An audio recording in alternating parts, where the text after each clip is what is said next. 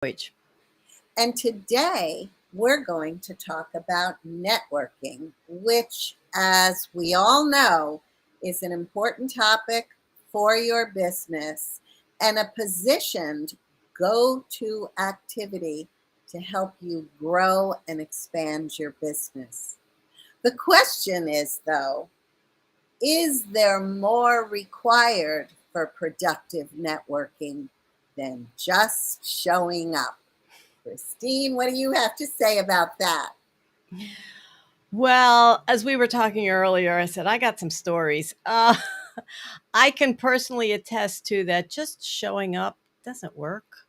When I first started out, and I don't know, maybe Barbara, you were the same way. It's ooh, I'm gonna just attend all these networking events and I'm going to get business. It's like I'm just going to tell people what I do, give my 30-second commercial that I worked on all by myself. I thought it was real. I don't remember what I said years ago.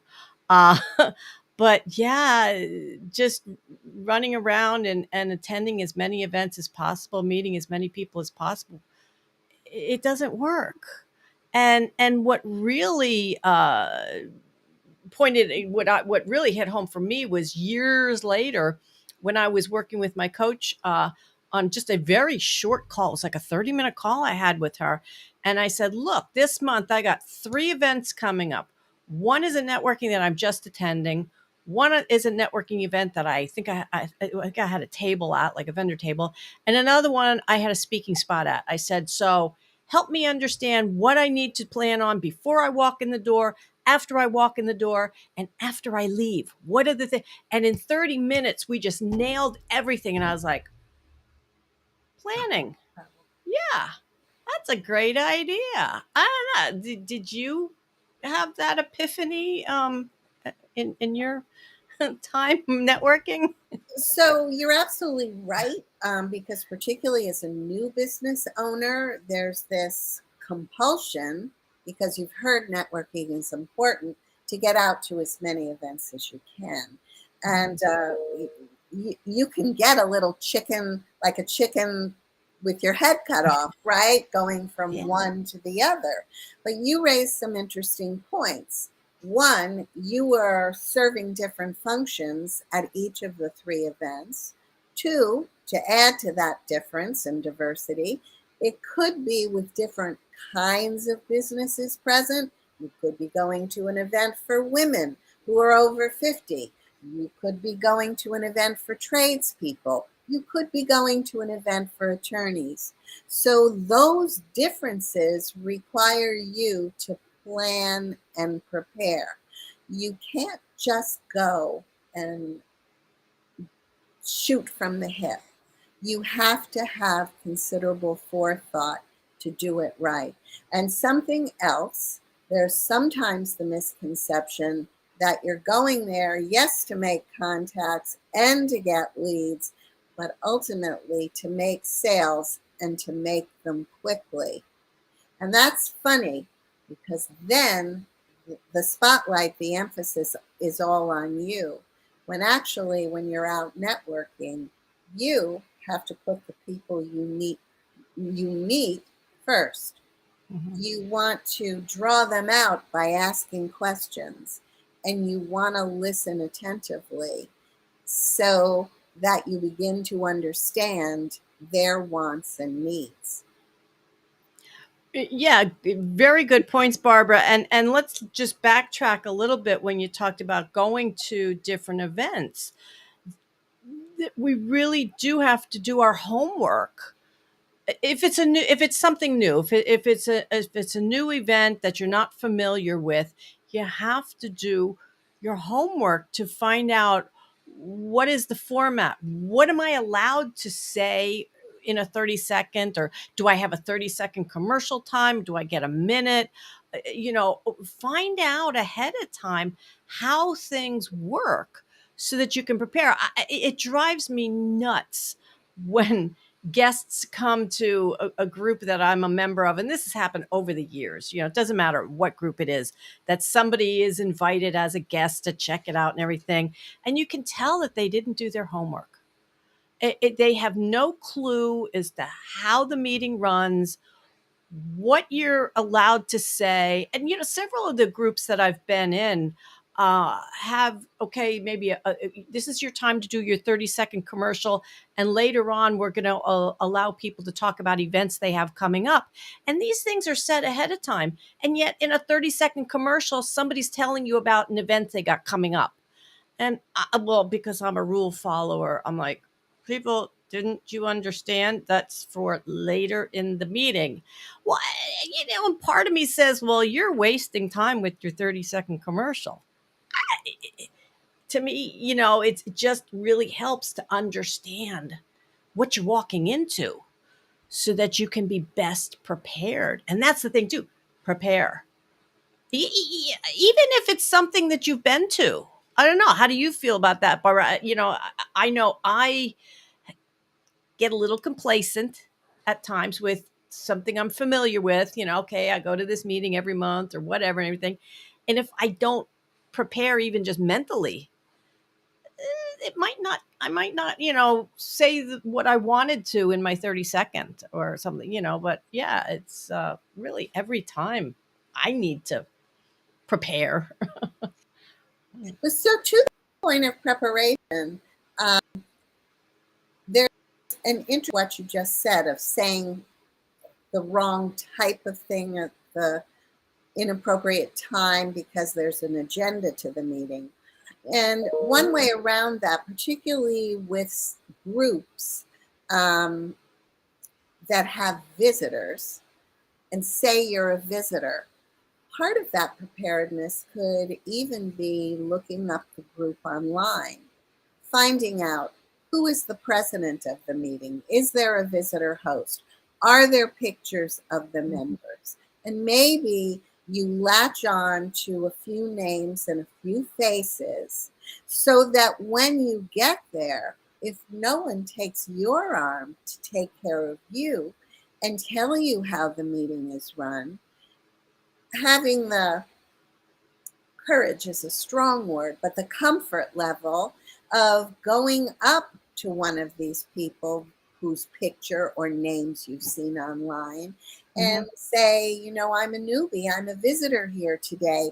Can you give me some intel on what is expected of me? What is my role at this meeting as a visitor? So that's part of your prep work. And it's also, once you're there, taking the initiative to take charge a bit, certainly of yourself. It doesn't mean you have to be the most outstanding extrovert in the world, but kind of to put on your grown-up pants and go out and make your presence known and find out what exactly you're responsible for, if you will, as a newbie when you're there. Right. Yeah. It's just, this is just one small piece of, if you're a business owner, that really shows up of how good of a business owner you are. How good, or maybe you're just, you work for a company and you're in sales and you network. These tips are good for that too. If you're going out and networking to get business ultimately, which is what, like you said, it's all about that. When you do your homework, when you prepare, when you step up, like you say, if you walk into a meeting you're not familiar, it's like you walk up to the person that's in charge and introduce yourself and ask, that just goes a long way. It's going to impress everyone around. I think I know when I see that someone is following the rules, I tend to look highly upon them, versus the ones that just show up. Well, I'm new. Thank you for having me. I'm really not prepared. Oh, that drives me nuts. I just, That's actually a very funny example that you're giving. And again, this all does hinge back on preparedness. Um, be prepared enough so that you know your own story. You know who you are, you know what makes you tick, you know what gets you up in the morning. And you don't go there with one, a rehearsed speech that Mhm. is over rehearsed. Two, you don't go there reading something from your cell phone and sounding like you're a robot, Yes. but you're prepared enough and you're comfortable enough with who you are and what your story is and what you have to offer the people. And by that, I mean how you serve others. So, again, that's putting the other person first. Yeah. So you can be yourself, so you can be natural, because at the end of the day, it is when you are your natural self that you inevitably draw people to you, draw Mhm. people who respond to your style, draw Mhm. people to you because your words or your ideas resonate with them, draw people to you because you're showing an interest in them. So Mhm. there's all this stuff that you have to think about. Yeah, yeah, and that's, I think I, I I know I'm, maybe putting a little bit too much on following the rules, but I think when you follow the rules, when you respect the time, they're too, most times a lot of these groups are going to time you. Okay, you got 30 seconds for your commercial, and then a bell's going to ding, and if you keep talking and disrespecting the time, I human beings are going to, whether they realize it or not, start to turn off. Well, Um, because first impressions count, right? yes, yes. So it's so important. I can't help myself. I'm a preparer, especially if I'm going into something new. I like to, have as much information as possible. It's like if I know somebody who's in such a group, I'll get a hold of them and say, tell me more, what goes on. Uh, but it just speaks to the level of professionalism when you show up prepared. So it's figuring out what you need to do before you go to something, what you're going to do at that networking event. And we're talking about meetings, but this could be even like the social hours, like mixers, and it's really any type of networking situation that there is a little bit of homework to be done, but knowing what you want to do, what you want to achieve, and not just come away saying, "Oh, that felt good." No, it's Or with a handful of business cards, yeah, will yeah, inevitably get lost in your purse, get lost in your yeah, shirt pocket, or go to the cleaners in your suit pants or whatever. yeah, It's if you're going to network with the goal of growing your business, you really have to put something into it. yeah. And if you find a networking group or an event, maybe an organization holds a monthly event or someone sponsors a monthly or weekly um, networking, you understand that you have the opportunity not just for the sale. As a matter of fact, that should not be your first thought, but you have the opportunity to build relationships and become part of a community or a tribe, as people like to call it today. A place where Mhm. you can go and feel support, a place where you can go and ask questions, bounce ideas off of other people. That's another aspect of networking that can contribute not only to your business growth but also to your personal growth. And that is not to be sidestepped. That Mhm. also is a priority and a takeaway that you want to achieve from networking. Yeah, there's numerous outcomes from meeting new people. It's not like you say just about, oh, the next sale. Maybe people you're meeting are good referral partners. Absolutely. Maybe there's something that somebody's doing socially that you're like, oh my goodness, I do that too. Oh, let's get together, or what, but there's numerous reasons, that you're out there meeting people, and the value that it brings. But when it comes to making the sale, sometimes networking is viewed as the long game because of building, as you say, building the relationships, Barbara.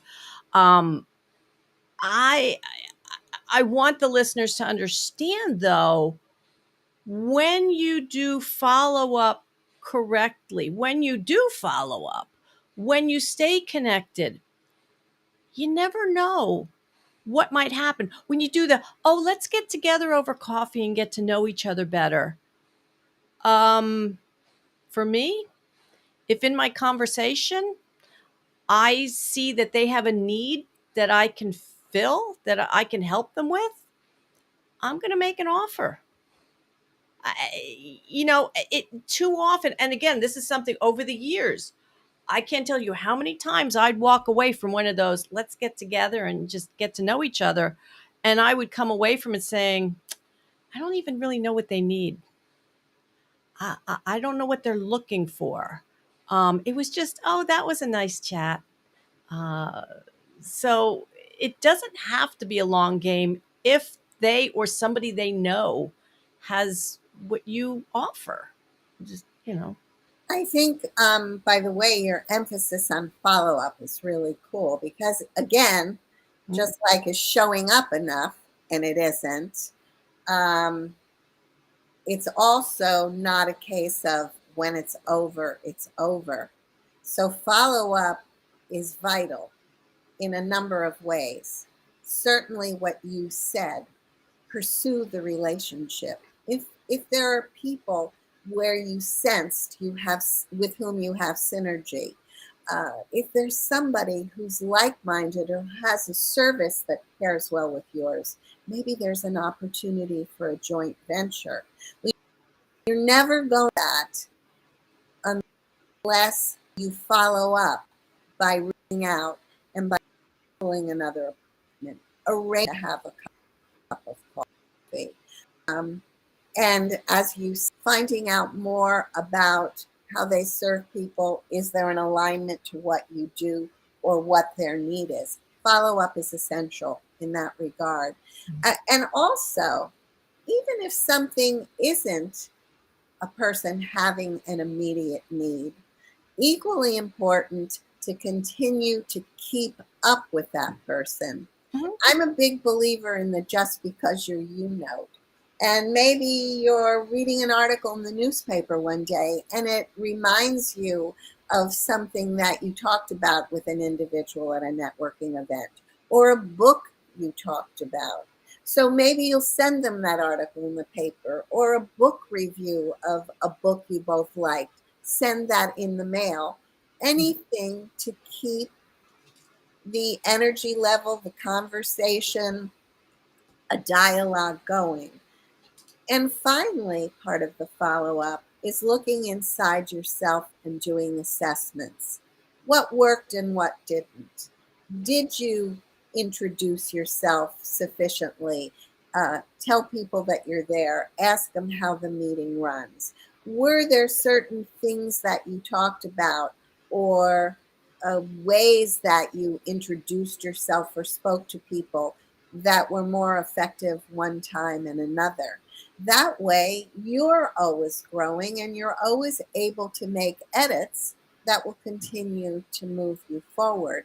This isn't a static, networking isn't static, Mhm. it's continually evolving. Yeah, you're so right, Barbara. When I think of when I first started networking, where I was and where I am now, really, really different places. And there's so many aspects of networking, and that's online or offline, really, that you shouldn't walk away from going one time and saying, well, that didn't work. So important. you know First, as Barbara was saying about assessing, taking a look at what worked, what didn't work, it's like, ask yourself, did you do everything possible to connect with people? Or did you sit back and hopefully somebody will want to connect with me? That's a big one. But again, even if one event doesn't feel like it was worth the time, I say try it again. I find that when you go to the same type of event, whether if it's an organization, when you stop getting any benefit, and early on, it might be the benefit of just, if it's a breakfast meeting, especially helping you really get started for the day. Maybe it is that you're coming away saying, oh, wow, I'm so glad I went to that because, wow, I'm supercharged now to get through the day. And that's good. And then as time progresses, it's like, oh, well, now I'm starting to get business. Now I'm meeting more people and everything.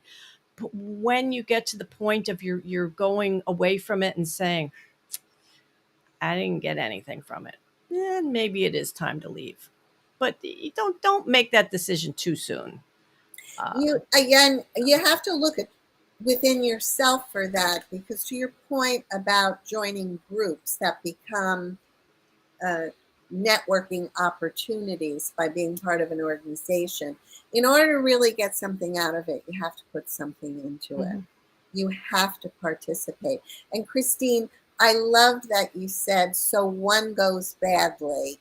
You really do have to pick yourself up and dust yourself off and, start all over again the next time. Christine, I also loved your point about a networking event in the morning energizing you for the day. I've heard many people complain, and I've been among them. Oh, I have to get up so early and get to this meeting at 7:15, 7 o'clock. And anytime I think that, I come away happier than ever, because it's almost been like a delight that the meeting was so compelling and interesting and a lot of good stuff happened. Similarly, networking events in the evening. Christine, I'm sure you've thought sometimes, and all of you out there have thought sometimes, oh, no, I'm so tired. I don't want to go. And then you push yourself. It's always important to push yourself, and you have the time of your life. So, and when I say the time of your life, that means a productive time too. You met a lot of nice people. You talked about a lot of relevant things, and you made a lot of valuable contacts that now, when you leave, you commit to following up on those contacts. Yeah. Yes. So we could go on forever. Well, I shouldn't say ever, but we can go on. But this has been a great conversation, Barbara. I think, we've given our audience lots of good nuggets to think about. We really would love to know what our listeners think on this topic also. So please give us your comments. We want to hear more. Maybe you think we're off base on something. I don't know. Maybe we are. But I think the overarching theme of this whole thing too is, with every piece of it, is being proactive. Wouldn't you say, Barbara?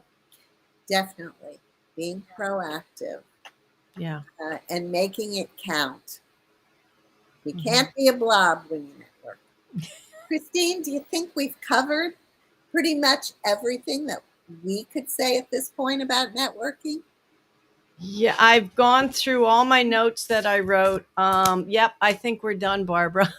I would have to agree with you. Yes. So again, I hope our listeners have gotten value out of this. And we do wish you a happy, productive time with your networking.